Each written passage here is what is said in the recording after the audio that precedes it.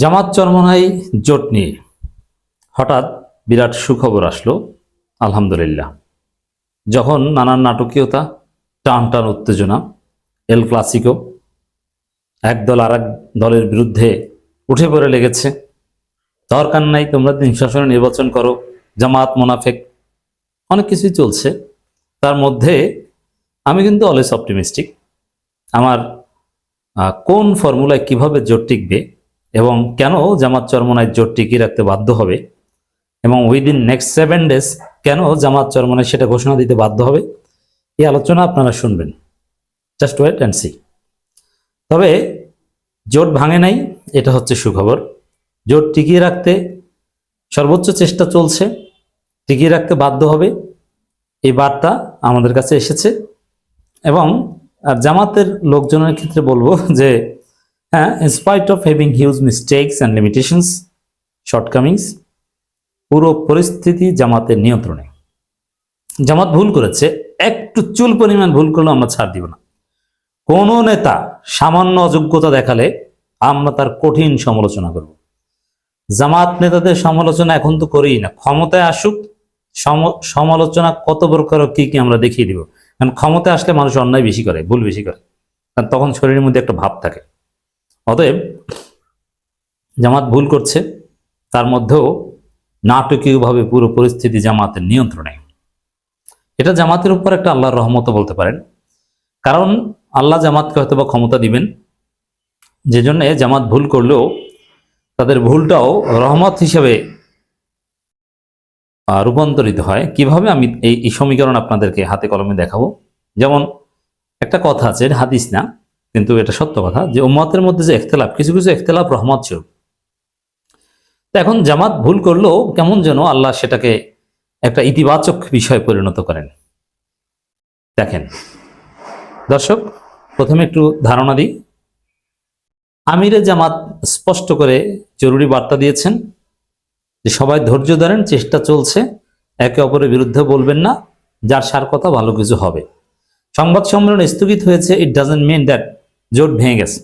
সংবাদ সম্মেলন স্থগিত হওয়াটা বিএনপি সেলিব্রেট করছে, কিন্তু আমি বলছি যে সেলিব্রেট করে লাভ নেই, জোট থাকবে। আর এই যে সংবাদ সম্মেলন স্থগিত, চারদিকে জামাত চরমনাই নিয়ে কথা, এটা আরেকটা সাইন যে বিএনপি তো আলোচনার বাইরে, দৃশ্যপটের বাইরে। বাংলাদেশের রাজনীতি এখন জামাত চরমনাইময়, বিএনপি কোথায়? তো দর্শক, এই জায়গায় আমির জামাতের বক্তব্য সুস্পষ্ট ইঙ্গিত যে জোট টিকিয়ে রাখার সর্বোচ্চ চেষ্টা চলছে এবং জোট ভাঙে নাই, আপনারা সবাই ধৈর্য ধরেন। জোট ভেঙে গেলে তখন এটা নিয়ে আর কথা বলতে হবে। 300 আসনে বা যে কয় আসনে প্রার্থী আছে চেষ্টা করেন, যে যার মতো করুক, কিন্তু ধৈর্য ধরেন। এর অর্থ হচ্ছে যে জোট টিকিয়ে রাখার চেষ্টা চলছে, হতে পারে, নম্বর 1। দ্বিতীয় হচ্ছে, এই উত্তেজনা চরমনাই তাদের সর্বোচ্চ নীতি নির্ধারণী ফোরামের মিটিং করেছে, তার আগে ম্যারাথন বৈঠক করেছে তাদের মজলিসি শুরার। তো সেখানে তারা চূড়ান্ত সিদ্ধান্তে পৌঁছাতে পারেনি এবং বীর সাহেব চরমনের উপর তারা সিদ্ধান্তের ভার দিয়েছে যে তিনি যে কোনো সিদ্ধান্ত নিলে শুরা সেটা মেনে নেবে। আমিরের উপর এ ধরনের সিদ্ধান্ত শুরা দিতে পারে, এই বিধান। এটা বিএনপি আওয়ামী লীগ মার্কা দলে তো এগুলোই চলে। যেমন হাসিনা, তারেক রহমান কিছু বললে এর উপর তো কোনো কথাই নেই, ওইটাই তাদের গণতন্ত্র। তো দর্শক, এই জায়গায় চরমনাই সংবাদ সম্মেলন করেছে। চরমনের মধ্যে সবচেয়ে বিচক্ষণ নেতাদের মধ্যে অন্যতম, ভারসাম্যপূর্ণ নেতাদের মধ্যে অন্যতম জনাব গাজী আতাউর রহমান সাহেব, তিনি সংবাদ সম্মেলন করে বলেছেন, ইসলামপন্থার এক বাক্স নীতি বা ওয়ান বক্স পলিসি বহাল রাখতে আলোচনা চলমান। এর মানে সংবাদ সম্মেলন হয়নি, ইট ডাজন্ট মিন দ্যাট জোট ভেঙে গেছে। জোট টিকিয়ে রাখতে আলোচনা চলমান, বহাল রাখতে আলোচনা চলমান। আর এটার ব্যাখ্যা হিসেবে আমি বলতে চাই যে শেষ মুহূর্তে জোট টিকে যাবে, শেষের দিকে এসে। কেন টিকে যাবে? এদিকে আসার আগে আপনাকে জামাতের নিয়ন্ত্রণটা, জামাত যে আসলে ড্রাইভিং সিটে আছে এখনো, আপনাদেরকে এটা একটু দেখাই। যেমন জামাত নিয়ে যে সমালোচনাটা সবচেয়ে জোরালো, যে সমঝোতা হওয়ার আগেই, ফাইনাল এগ্রিমেন্ট হওয়ার আগেই জামাত অনেকগুলো গুরুত্বপূর্ণ আসনে প্রার্থীতেই ডিক্লেয়ার করেনি। হ্যাঁ, এটা মিস্টেক। রাজনীতি করতে হলে শুধু প্রার্থীদের ডিক্লেয়ার না, মানে প্রার্থী নমিনেশন সাবমিট না, নিজের স্ত্রী সন্তানকেও ডামি ক্যান্ডিডেট হিসেবে রাখতে হয় অনেক সময়। কারণ যদি এইটা হয় সেটা হয়, এটা একটা সিস্টেম।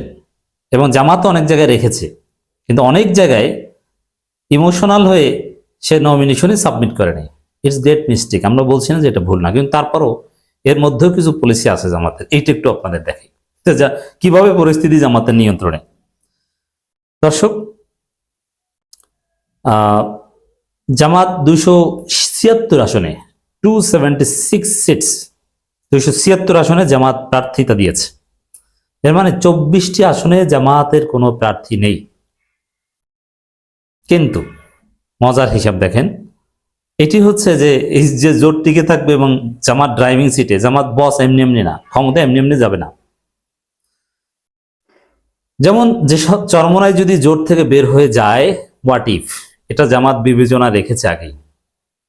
আর এই যে একদম প্রার্থী দেয় নাই, এটার পিছনেও একটা হেকমত এখন আমরা আবিষ্কার করেছি। এটা জামাত এইভাবে চিন্তা করে, জামাত দেয়নি ভুলে, কিন্তু আমরা এটা আবিষ্কার করেছি। সেটা কি? যেমন আপনি দেখবেন দু এক জায়গায় একদম ভুল হয়েছে।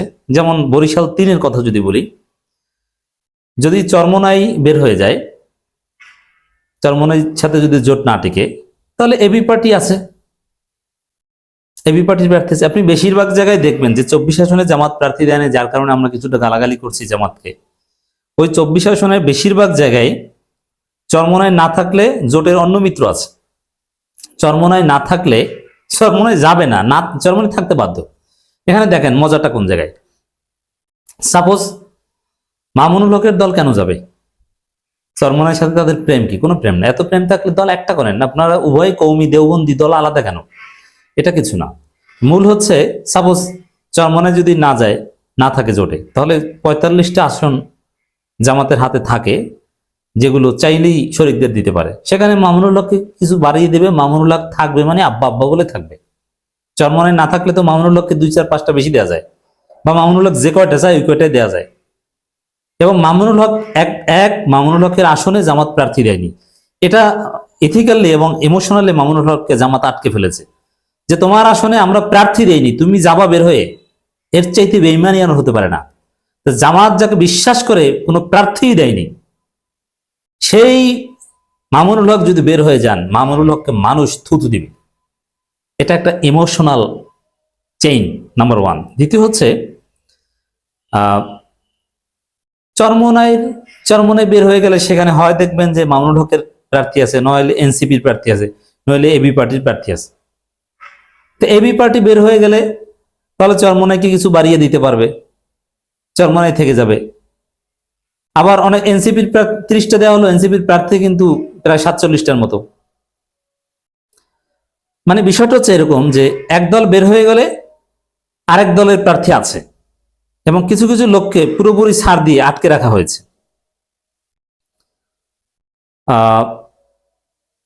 তবে এবং কয়েক জায়গা আছে, এটা একটা জামাতের সিদ্ধান্ত, কয়েক জায়গা আছে যে জামাতের স্বতন্ত্র প্রার্থী হয়েছে। যেমন মাদারীপুর 2, কামরুল ইসলাম সাইদ আনসারী, তাকে স্বতন্ত্র প্রার্থী করা হয়েছে। অতএব জোট না টিকলে যদি ছেড়ে দিতে হয় দিল, সবাই করে নিল, আর না টিকলো জামাতের স্বতন্ত্র প্রার্থী আছে। তো এভাবে কিন্তু নানান মেকানিজম জামাতের কাছে আছে। চরমোনাই যাবেন, চরমোনাই চলে যাবেন, যান, অন্য শরিকদের বেশি দিয়ে তাদের রাখবো।